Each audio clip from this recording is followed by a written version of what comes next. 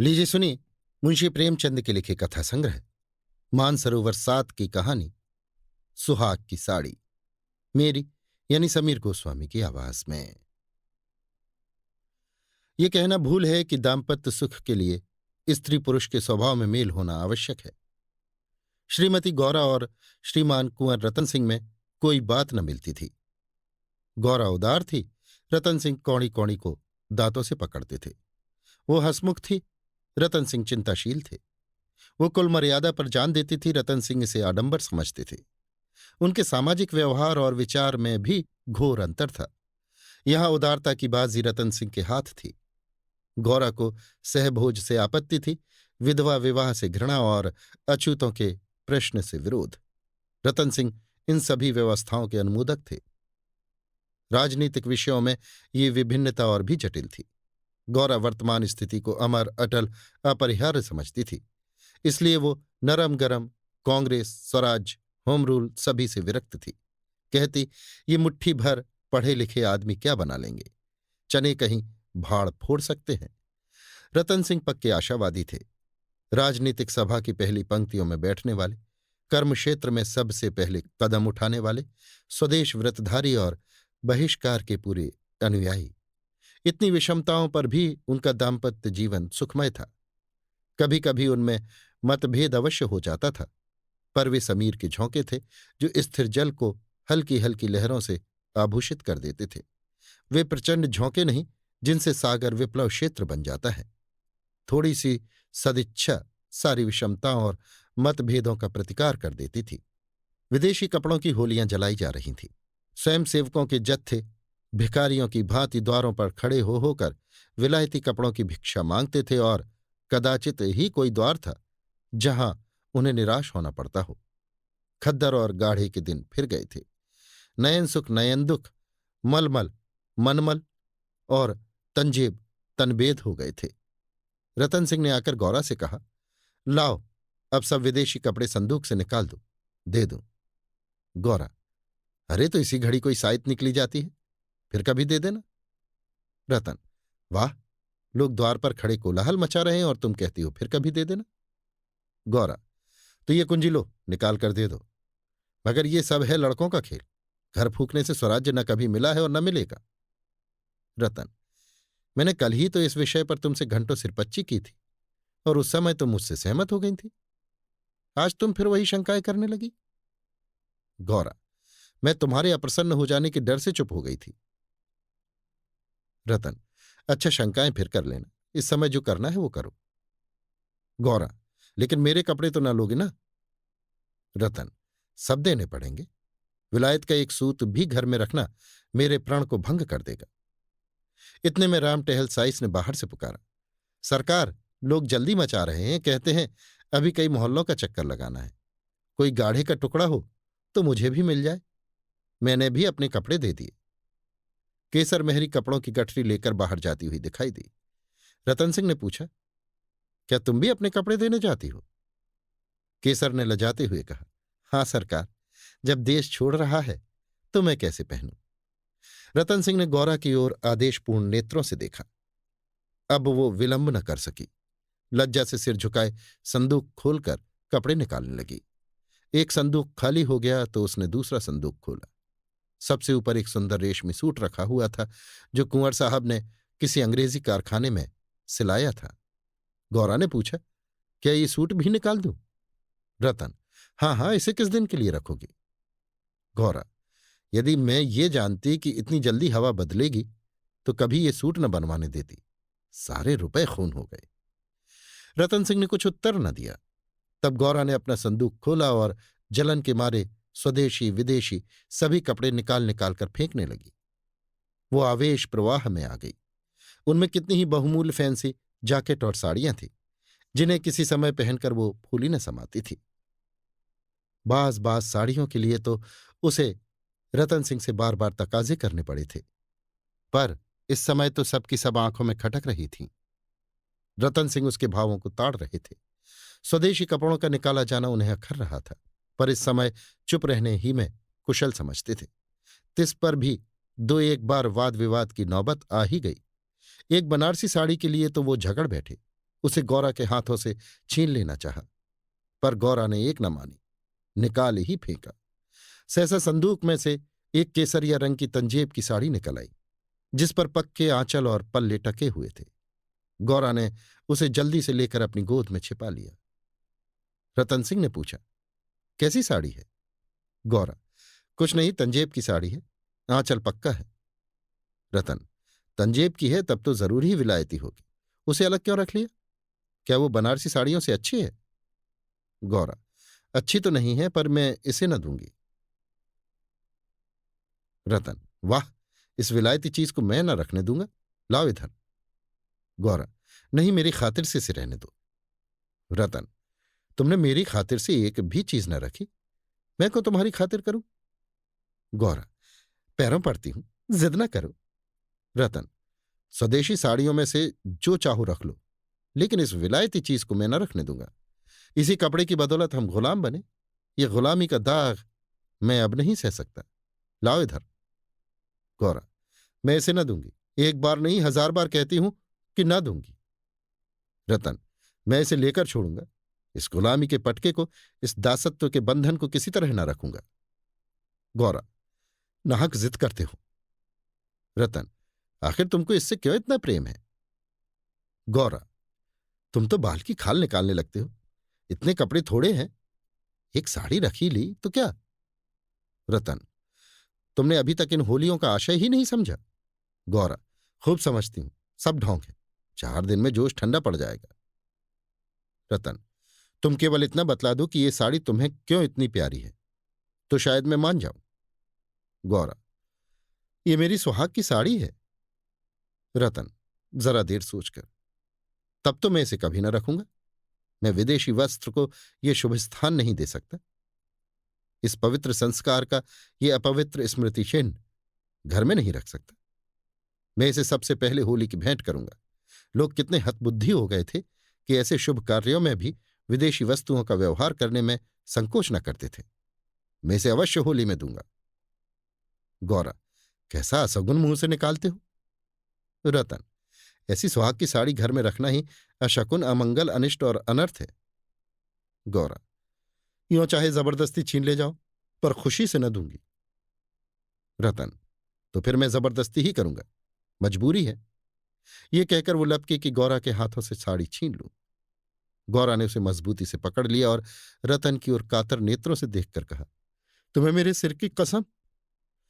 केसर मेहरी बोली, बहू जी की इच्छा है तो रहने दीजिए।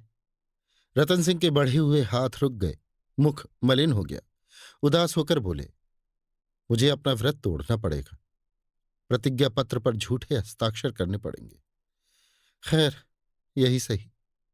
शाम हो गई थी। द्वार पर स्वयंसेवकगण शोर मचा रहे थे। कुंवर साहब, जल्दी आइए, श्रीमती जी से भी कह दीजिए हमारी प्रार्थना स्वीकार करें, बहुत देर हो रही है। उधर रतन सिंह असमंजस में पड़े हुए थे कि प्रतिज्ञा पत्र पर कैसे हस्ताक्षर करूं। विदेशी वस्त्र घर में रखकर स्वदेशी व्रत का पालन क्यों कर होगा। आगे कदम बढ़ा चुका हूं, पीछे नहीं हट सकता, लेकिन प्रतिज्ञा का अक्षरशः पालन करना अभीष्ट भी तो नहीं, केवल उसके आशय पर लक्ष्य करना चाहिए। इस विचार से मुझे प्रतिज्ञा पत्र पर हस्ताक्षर करने का पूरा अधिकार है। त्रियाहठ के सामने किसी की नहीं चलती। यों चाहूं तो एक ताने में काम निकल सकता है, पर उसे बहुत दुख होगा, बड़ी भावुक है, उसके भावों का आदर करना मेरा कर्तव्य है। गौरा भी चिंता में डूबी हुई थी। सुहाग की साड़ी सुहाग का चिन्ह है, उसे आग, कितने अशकुन की बात है। ये कभी कभी बालकों की भांति जिद करने लगते हैं, अपनी धुन में किसी की सुनते नहीं, बिगड़ते हैं तो मानो मुंह नहीं सीधा होता। लेकिन वे बेचारे भी तो अपने सिद्धांतों से मजबूर हैं। झूठ से उन्हें घृणा है, प्रतिज्ञा पत्र पर झूठी स्वीकृति लिखानी पड़ेगी। उनकी आत्मा को बड़ा दुख होगा और धर्म संकट में पड़े होंगे। ये भी तो नहीं हो सकता कि सारे शहर में स्वदेशानुरागियों के सिरमौर बनकर उस प्रतिज्ञा पत्र पर हस्ताक्षर करने से आनाकानी करें। कहीं मुंह दिखाने को जगह न रहेगी, लोग समझेंगे ये बना हुआ है, पर शकुन की चीज कैसे दूं। इतने में उसने राम टहल साइस को सिर पर कपड़ों का गट्ठर लिए बाहर जाते देखा। केसर मेहरी भी एक गट्ठर सिर पर रखे हुए थी। पीछे पीछे रतन सिंह हाथ में प्रतिज्ञा पत्र लिए जा रहे थे। उनके चेहरे पर ग्लानि की झलक थी, जैसे कोई सच्चा आदमी झूठी गवाही देने जा रहा हो। गौरा को देखकर उन्होंने आंखें फेर लीं और चाहा कि उसकी निगाह बचाकर निकल जाऊं। गौरा को ऐसा जान पड़ा कि उसकी आंखें डबडबाई हुई हैं। वो राह रोक कर बोली, जरा सुनते जाओ। रतन, जाने दो, दिख न करो, लोग बाहर खड़े हैं।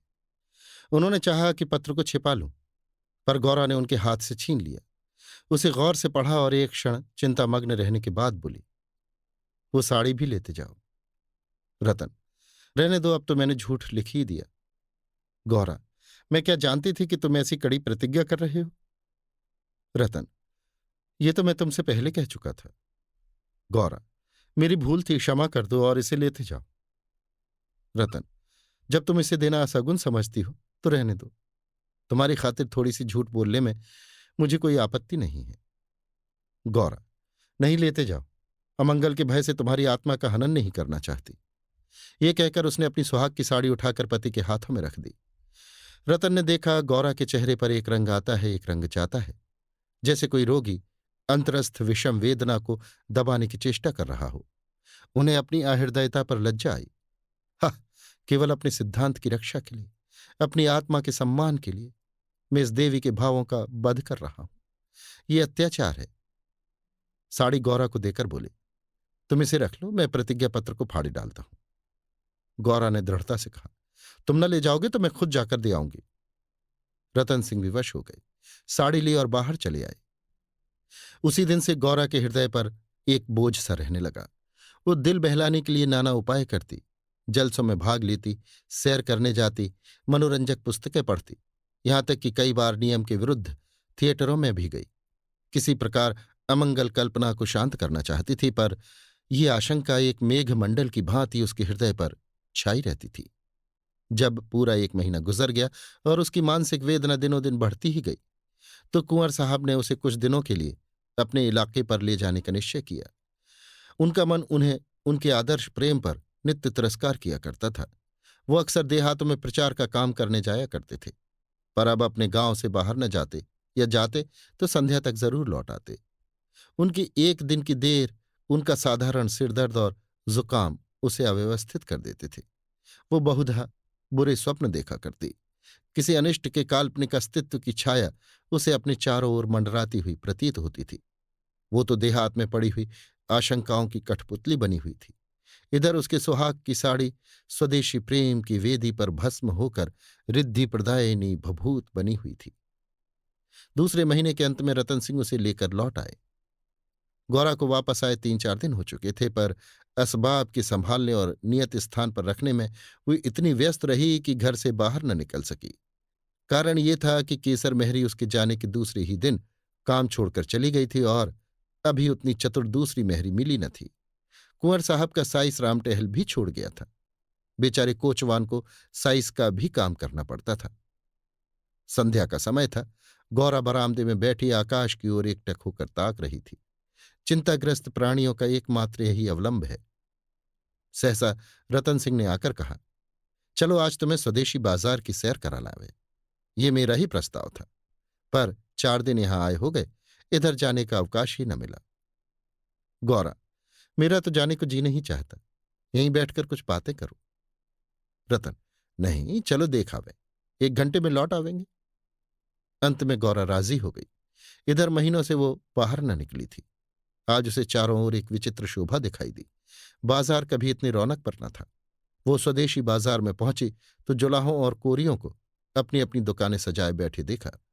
सहसा एक वृद्ध कोरी ने आकर रतन सिंह को सलाम किया। रतन सिंह चौंक कर बोले, राम टहल, तुम अब कहाँ हो? राम टहल का चेहरा श्री संपन्न था। उसके अंग अंग से आत्मसम्मान की आभा झलक रही थी। आंखों में गौरव ज्योति थी।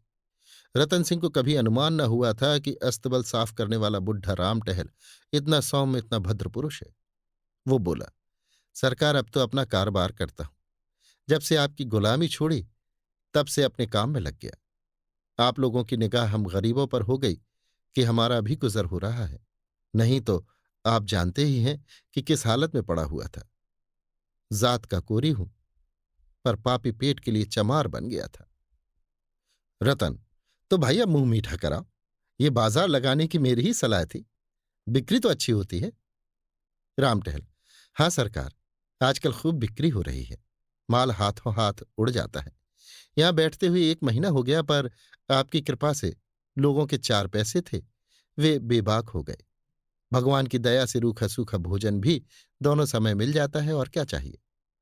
मलकिन की सुहाग की साड़ी का होली में आना कहिए और बाजार का चमकना कहिए। लोगों ने कहा, जब इतने बड़े आदमी होकर ऐसे शकुन की चीज की परवाह नहीं करते, तो फिर हम विदेशी कपड़े क्यों रखें। जिस दिन होली जली है, उसके 2-3 दिन पहले ही सरकार इलाके पर चले गए थे। उसके पहले भी सरकार कई दिनों तक घर से बहुत कम निकलते थे। मैं तो यही कहूंगा कि ये सारी माया उसी सुहाग की साड़ी की है। इतने में एक अधेड़ स्त्री गौरा के सामने आकर बोली, बहू जी, मुझे भूल तो नहीं गई। गौरा ने सिर उठाया तो सामने केसर मेहरी खड़ी थी। वो सुंदर साड़ी पहने हुए थी, हाथ पांव में मामूली गहने भी थे, चेहरा खिला हुआ था। स्वाधीन जीवन का गौरव एक एक भाव से प्रस्फुटित हो रहा था। गौरा ने कहा, इतनी जल्दी भूल जाऊंगी? अब कहाँ हो?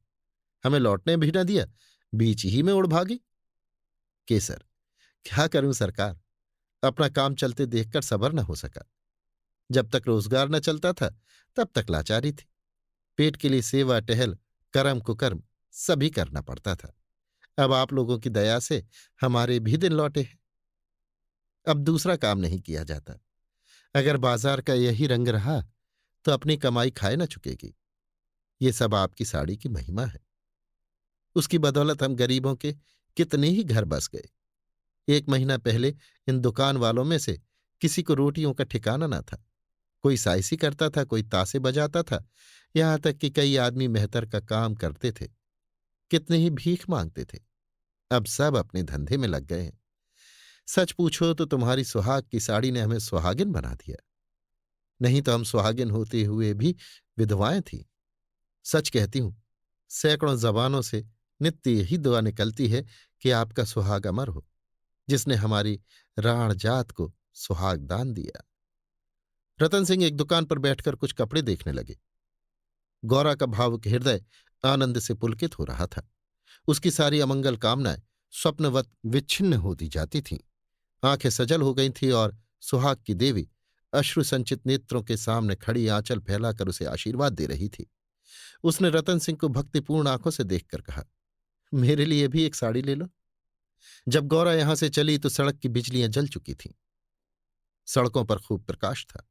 उसका हृदय भी आनंद के प्रकाश से जगमगा रहा था। रतन सिंह ने पूछा, सीधे घर चलूं? गौरा: नहीं, छावनी की तरफ होते चलो। रतन: बाजार खूब सजा हुआ था। गौरा: ये जमीन लेकर एक स्थायी बाजार बनवा दो। स्वदेशी कपड़ों की दुकानें हो और किसी से किराया न लिया जाए। रतन: बहुत खर्च पड़ेगा। गौरा: मकान बेच दो, रुपए ही रुपए हो जाएंगे। रतन: और रहे पेड़ तले? गौरा: नहीं, गांव वाले मकान में। रतन: सोचूंगा। गौरा जरा देर में: इलाके भर में खूब कपास की खेती कराओ। जो कपास बोए उसकी बेकार माफ कर दो। रतन: हाँ, तदबीर अच्छी है, दूनी उपज हो जाएगी। गौरा कुछ सोचने के बाद: लकड़ी बिना दाम दो तो कैसा हो? जो चाहे चरखे बनवाने के लिए कटा ले जाए। रतन: लूट मच जाएगी। गौरा: ऐसी बेईमानी कोई न करेगा। जब उसने गाड़ी से उतरकर घर में कदम रखा तो चित्त शुभ कल्पनाओं से प्रफुल्लित हो रहा था, मानो कोई बछड़ा खूंटे से छूटकर किलोने कर रहा हो। अभी आप सुन रहे थे मुंशी प्रेमचंद के लिखे कथा संग्रह मानसरोवर 7 की कहानी सुहाग की साड़ी, मेरी यानी समीर गोस्वामी की आवाज में।